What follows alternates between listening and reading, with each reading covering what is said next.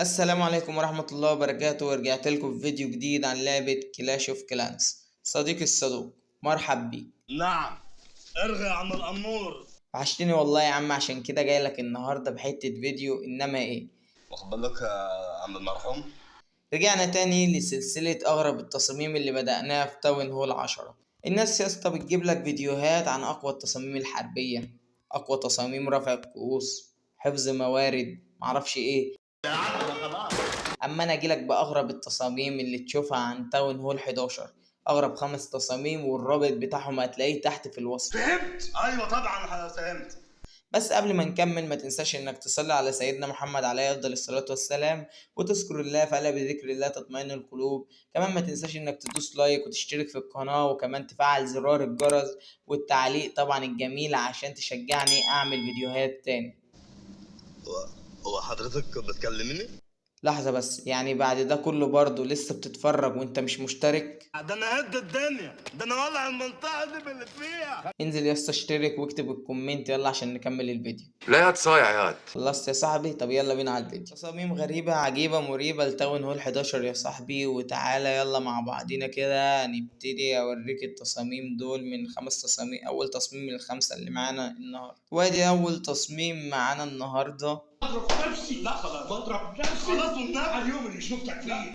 لا يا صديقي، ده تصميم غلبان كده، يعني قلت افتتاحية بس للتصاميم وكده، بس حلو يعني. واحد قلب وحرف الاس والاتش بيحبوا بعض، عادي يعني. الباقي دمار، ما تقلقش. بس ايه رايك في اول تصميم؟ هو شكل القلب حلو. ممكن انت بقى ايه، لو بتحب حد في اللعبة تغير تغير الاس والاتش دي، تكتب اي حرفين تانيين. وده بكده بيكون اول تصميم معانا. والله شكله لطيف كده وحلو.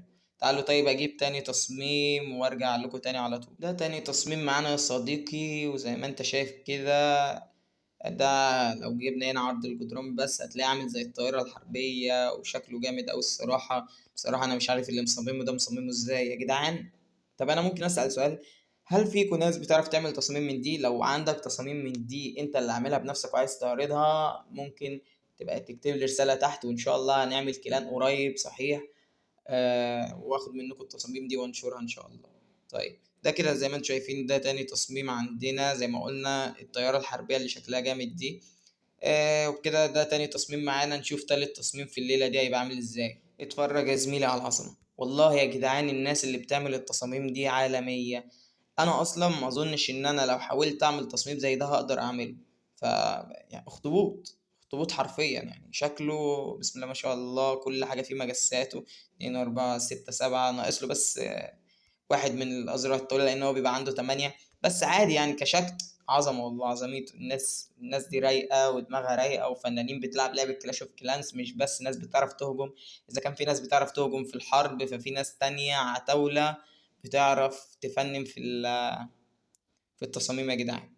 وبكده ده تالت تصميم معانا. نخش على رابع تصميم النهاردة. بص، هو ده برج ايفل، بس اللي انا مش فاهمه ايه دي. ايه دي انا مش فاهمها. فلو حد عارف ايه دي في التعليقات يكتب لي ايه دي يا جدعان. بس لو على البرج بتاع برج ايفل او ايفل تاور على رأي الناس، بس الصراحة جمدان جمدان. انا عاجبني شكل البرج طب تفتكر لو جاي معاك انك تحط تصميم من دول في الحرب، تقدر تحط تصميم من دول ولا ايه؟ طيب تعال نشوف كده. عظمة عظمة يا جدعان، اقسم بالله. زي ما انت شايف كل حاجة متوزعة، وشكل وحدة المدفعية مع القاعة في حتة لوحدهم كده، وفي شكل التصميم الصراحة جامد قوي. وده الصور اهو. طبعا انت لو عايز اي تصميم من دول هتلاقيه تحت في الوصف. ونخش على اخر تصميم معانا النهاردة. اخر تصميم معانا النهاردة حرية. والله يا جدعان فنان اللي عمل التصميم ده. فنان اقسم بالله يعني. الديل تحس ان هو ديل، جسمها مرسوم كويس. تركز قوي في الجسم يعني، بس عظمة اقسم بالله. لامم كل حاجة في حتة واحدة كده بشكل حلو. استنى كده نشيل وضع الجدران ونعمل وضع الصور. حتى الدفاعات يعني منطورة كده بطريقة حلوة. هي فين المدفعية؟ المدفعية. فالدنيا جميلة أوي في التصميم ده يا جدعان. بص، تفتكر طيب لو انت هتحط فعلا تصميم من ال5 تصاميم دول في الحرب، تختار انهي تصميم تحطه؟ انا عن نفسي يا اما ده يا اما بتاع الاخطبوط. هما الاتنين دول افضل تصاميم انا شفتهم النهارده.